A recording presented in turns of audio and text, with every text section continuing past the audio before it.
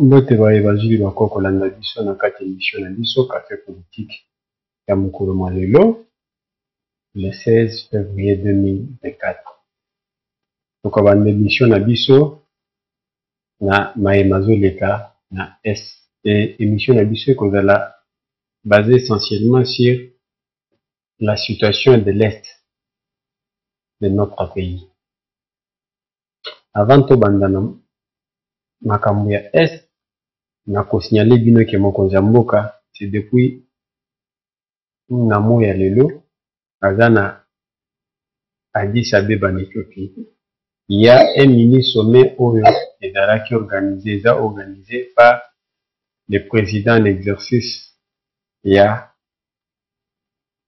SADC sur la situation politique en République démocratique du Congo. Ndenge webiki ça fait un bout de temps oyo guerre et reprendre encore les sous na SRDC.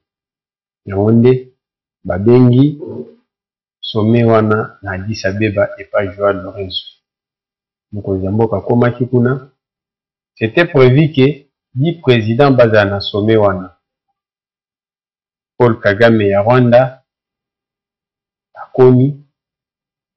Parmi ba 10 wana il y a 6. Paul Kagame ya Rwanda, président Félix Tshisekedi, William Ruto, Kozana, Joao Lorenzo, Cyril Ramaphosa ya Afrique du Sud, la président Obakomi kuna. Na Madame ya Tanzanie, présidente ya Tanzanie. Sommet bandaki. Et après, toujours la Kamini était dans la communiqué final. Il y avait un tête-à-tête, un face-à-face entre Ndeko Kagame, Pandaki Mpanzina Ekom, Bozomona na ba photo wana. De l'autre côté, délégation RDC, na ya facilitateur, Oaza, Laura et Oajo Lorenzo. Mais le kozoka musabiso ezaki nakati ya makambo ezoleka na Est. Paul Kagame a toujours nié sa présence en République démocratique du Congo. Paul Kagame a lobaki ye makambo ezoleka na Est et c'est un conflit congolais. Mais chaque fois qu'il y a une réunion aux autres la makambo ya Est, c'est Paul Kagame qui se pointe à l'horizon. Yende mutabimaka lokwa président ya mokonzi ya ba M23 na kati ya réunion. Mais na maloba na ye alobaki no makambo ya Est eza makambo ya ba Congolais. Mais yakendaka kuna comme nani. Heureusement même ba oba médiateur bayebi ke no Paul Kagame aza na makolo na mutuna nyonso na République démocratique du Congo. Mais ils n'ont pas le courage de le dire ouvertement. Vous savez que même sommet au Izoleka, laisse-moi vous dire que dernièrement, Nakata bémission, il y avait Anthony Blinken au Wazosela, le Munini Ao. Wazaki na Paul Kagame aux États-Unis. Anthony Blinken, ayaki Awa, aye ake abandaki na Kigali, aye Awa. Alongwe ake Angola. Ezaki pour na préparatif à réunion.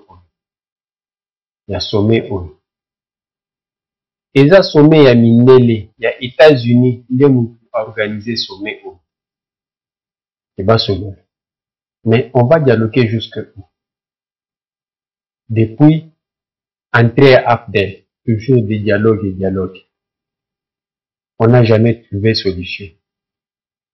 On va dialoguer sur quoi? Est-ce que bisoka kande toko dialoguer makamba est-ce qu'il faut te dialoguer? Est-ce que Paul Kagame, pour la communauté internationale, Union africaine, Basenga Kagame a dialogué na ba interamu, a dialogué na ba FDLR, c'est toujours nous.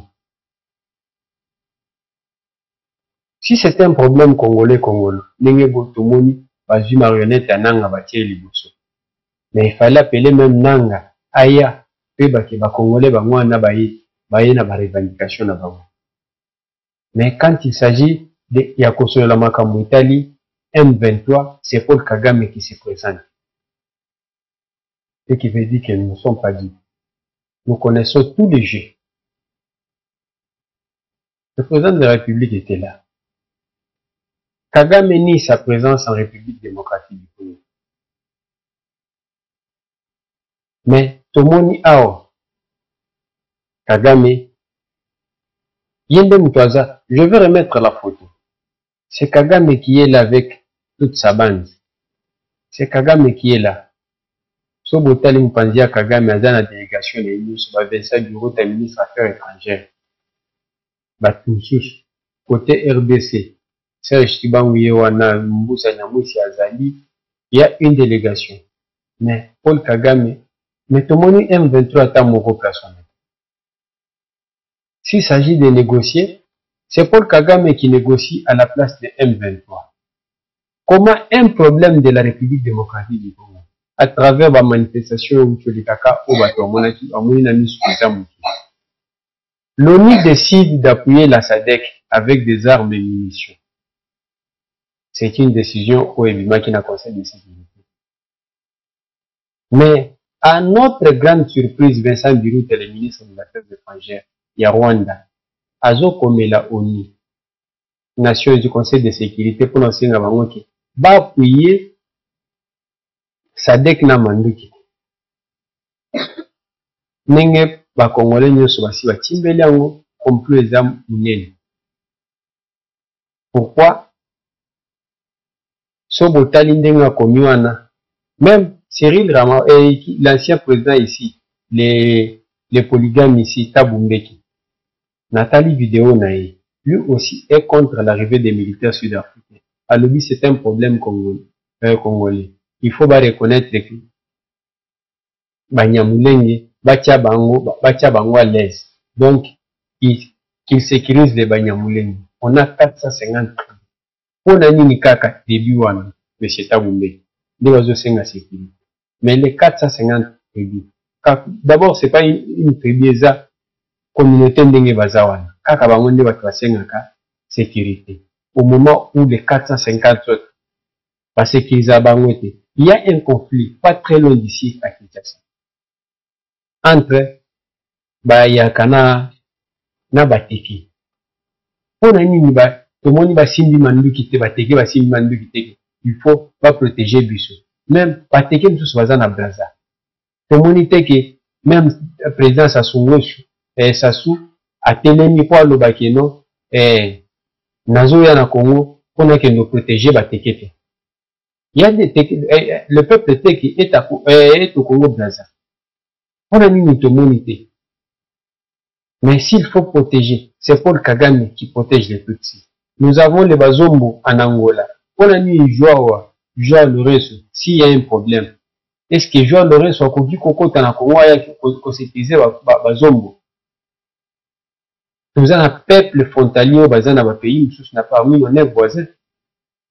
Quand on a un problème, c'est problème de la communauté. C'est une question que vous, la communauté internationale, vous reconnaissez tout.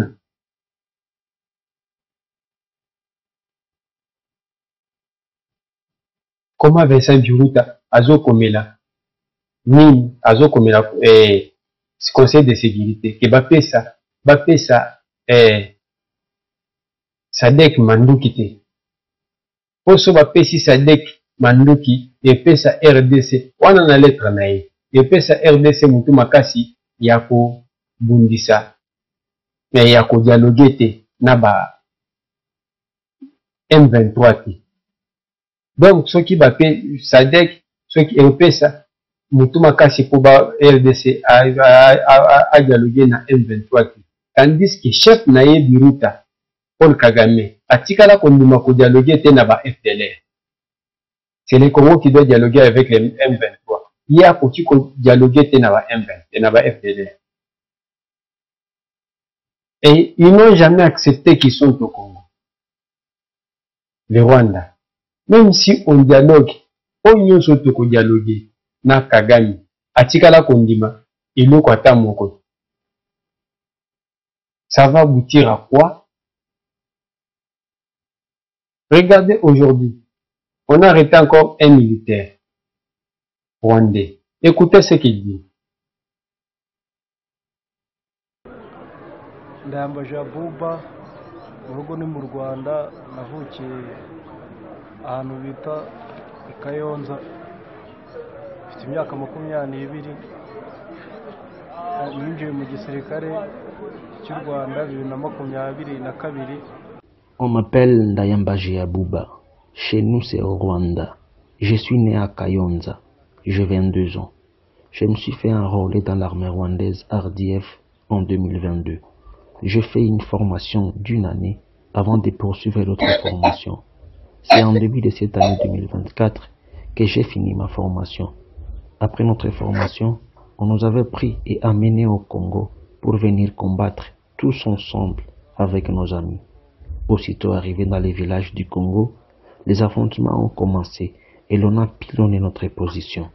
Nombreux parmi mes compagnons d'armes sont morts, mais par la grâce, je fuis et je me suis retrouvé dans une position de FARDC. Dans l'armée rwandaise, je le grade de private.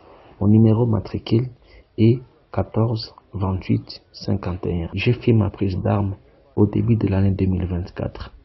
Beaucoup de mes frères d'armes ont été tués ici au Congo. Le message que je peux envoyer à mes frères au Rwanda est que nous étions partis au Congo pour faire la guerre aux côtés du M23. Mais beaucoup de nos hommes ont été tués. Maintenant, je ne sais pas où se trouvent mes compagnons d'armes, mais je sais que nombreux sont morts et d'autres ont pris de directions inconnues. Mes parents sont aujourd'hui au Rwanda. Ma sœur s'appelle Samira et ma maman s'appelle Chantal. Je voudrais leur dire que j'ai été capturé et je suis encore en vie. Si Dieu le voudra, on se reverra. Na mushiki wanjye umwe bita Samira na mama bita Chantal, abasuhuza babwira ko nyiri muzima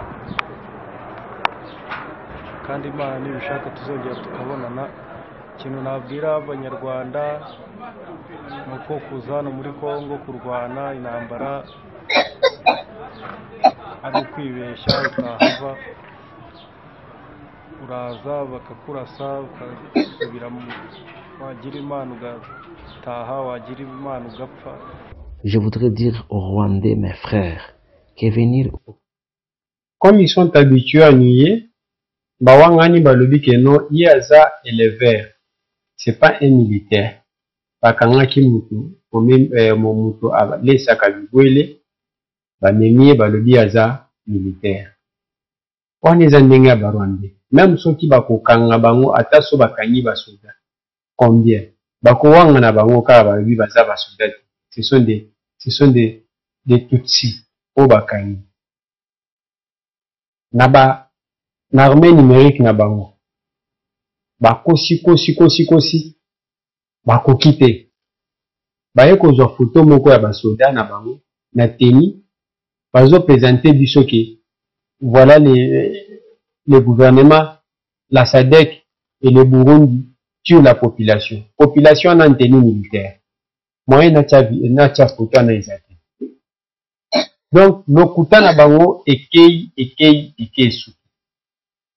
Raison pour laquelle même dialogue au bazokende, même le président de la République sait très bien que dialogue au bakei et quoi aboutir n'a rien. Sommet OU. Et ça, c'est un sommet de trop. Et comme ça, l'autre côté. Mais il est allé là-bas, rien que pour alaksaka na monde que non, aza mwenye wazolo bakena lingi ko dialogue, alingi ko sola. Ake laksa bango teka aye kaka. Ce qui besoin wangana ki au soda ou aza, ce n'est pas un militaire rwandais.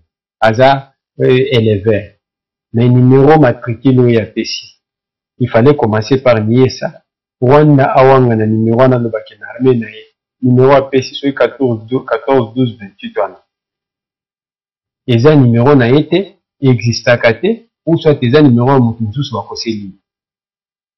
Mais bobandi ko s'agiter ka bino moko na réseaux sociaux.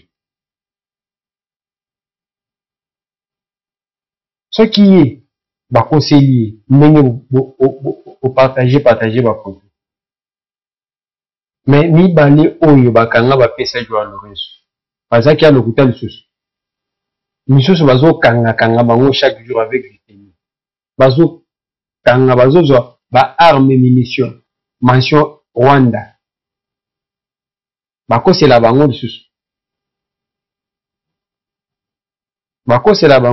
lisusu nazotia video moko na komante mpe ya koleka na commentaire lisusu ye wana eleki lelo.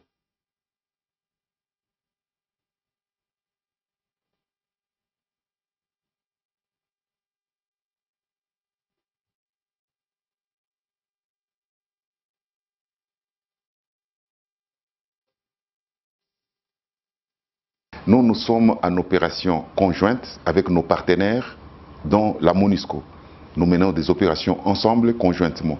Donc les réseaux sociaux, moi je ne sais pas ce qu'elles racontent, mais nous sommes en opération conjointe. C'est vrai, il y a eu une intoxication sur les réseaux sociaux par rapport à notre collaboration avec la MONUSCO et par rapport à d'autres accusations qui n'ont pas de fondement. Nous sommes en train de travailler là-dessus. La population ne devrait pas se laisser berner par les informations qui fusent des réseaux sociaux, mais peut-être s'atteler à ce que le porte-parole de l'armée déclare. Nous sommes en train de travailler là-dessus avec le gouverneur militaire pour que la population comprenne la réalité des choses et non pas qu'elle puisse s'accrocher aux mensonges ou aux supputations qui circulent sur les réseaux sociaux.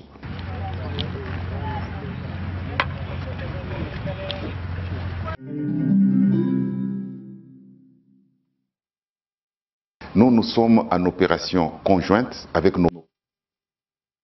Wana et général Fals Kabwe, je crois. Nabata MONUSCO bakutana kilelo. Ce qui m'intéresse, c'est que le général dit que dans les réseaux sociaux, nous sommes à cause. Oui, nous sommes à cause dans les réseaux sociaux. Il y a trop de manipulations dans les réseaux sociaux. Mais il y a aussi une vérité dans les réseaux sociaux.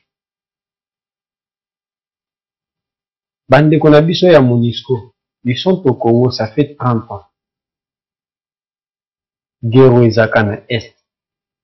Depuis qu'ils sont là, c'est pour compter le nombre de morts. Kotalisa, n'a qu'on ça par rapport après à la fin de chaque année. Mais ils n'ont jamais trouvé la solution pour cette guerre. Peuple a connu qu'on s'est indigné. Avant dina batu pendant 30 ans, bamona kabango batambula kana mitu ka cher. Mais peuple a nazokufa, batu wana azana bango. Est-ce que on est à kolanda réseaux sociaux en général? Non. Peut-être makambo lobi à 50% ils alibanda. Ces peuples ici, il y a des villages où on tue tout un village. MONUSCO wana ayaki na Congo que mission de maintien de la paix et protection civile. À quelques mètres, tant bazo de mabat, baboumi basili siko boma village mobimba. MONUSCO aye pour na recompter les biens. Et vous croyez que la population a cause de confiance dans MONUSCO wana?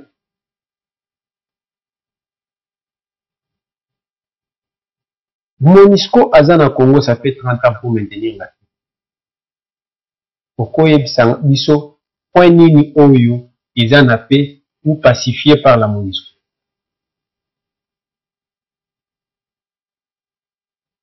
C'est ça l'inquiétude de la population. Pour bazo mona bango, ils sont venus comme des touristes et non comme batubaye pour maintenir paix. Et le quoi les peuple azana posa ya paix. Peuple azana posa ya tourisme, ya MONUSCO. Vous pouvez collaborer. Mais, si on regarde très bien, MONUSCO azo sala musalate, il y a un des peuples à tombeau qui a le dit qu'il faut baquer. Pour ba MONUSCO azo salate. Et ça manipulation réseaux sociaux. vu le travail que la MONUSCO a bas sur le terrain. Mais ça dit que le peuple a très méfiant envers la MONUSCO. On a vu la même MONUSCO na barrière à Kasini. Bazo kota o bauti Tanzanie bauti konje. Baena baketch. Bola kisabiso wana bitumbezo toka na Bunagana. O bauti konje. Basoda ya MONUSCO bauti konje na char de combat. Bakendaki bazongaki Tanzanie na char de combat to bakendaki wa. Peuple congolais avant na bango. Bazana ba civil kati na bango basala batiraka na bango. Ba congolais. Ba mona kama kambo basalaka. Mon général. On y évite que MONUSCO, il y a une vidéo virale qui était devenue virale. Il y a mutuka ya MONUSCO et balukaki na kati ya mutuka bakuti kasiterite na kati. Et c'était une manipulation. Par exemple, les belé à MONUSCO. Exemple, les belé à MONUSCO. MONUSCO, peuple na amoni MONUSCO. Na kati ya guerre. Bamoni MONUSCO, côté à est wana. Population à est. Bamoni MONUSCO, mituke leki. Il y a une vidéo na ebite sona lukiango na komona. Na uzango na ko balansango. Même lobby.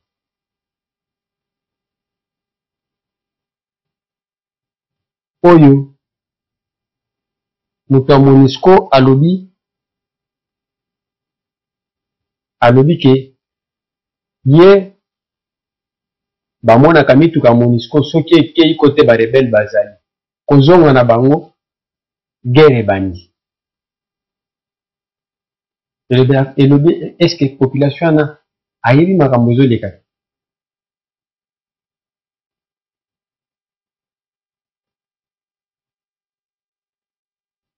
Toleka na point na biso ya suka minute na biso ekei. Eza point ya bibundeli ekomi oyo tozochite na mwa bibundeli mosusu ekomi. Nous sommes en train de dialoguer comme je l'ai dit dans l'introduction. Tozosolola pour parler zali parce que namoni armée numérique ya Kashobwe na ya Kabila bazwi photo ya Addis Abeba pour manipuler la population. C'est que dialogaki ako dialoguer te akutana na Kagame yesu enzambe nini pa ko juger biso. Même en Ukraine bazobunda na Russie mais ba pour parler ezali heureusement peuple azal susu dit aza peuple en 1960 au Bokosa peuple asi akoma déjà trop mature. Akoma trop mature. Raison pour laquelle naïbsaki bino et tozobunda, on se prépare. Il y a 3 sur 4 avions de guerre où ils ont commandé par le gouvernement de Sukhoi. Le Sukhoi 30 S-45. Na bibundeli misusu ekomi. Kiloko oyo banda butu ndenge ekomi na Rwanda na bachaîne na bango balali. Moi mobimba lelo, ce sont des émissions qui sont au bazo sala na Rwanda. Kapo na matoso. Je crois que lobby na kozongela détail sur Sukhoi. Sukhoi 30 S-45. Armée numérique même ya M23 ya Kagame. Moko auti koze ko publier que Sukhoi 30 S-45 ezati. Mais ndenge ba Congolais bazongisi ye na moni akini babeti yango kara. Tokozongela makambo Sukhoi lobby. Pour ko expliquer Sukhoi musala sala. Je vais vous demander de vous abonner à notre chaîne. Okutani Lobby. mpona information mosusu. Ciao. Nzambe abatela bino na mabota na bino okutani nobi.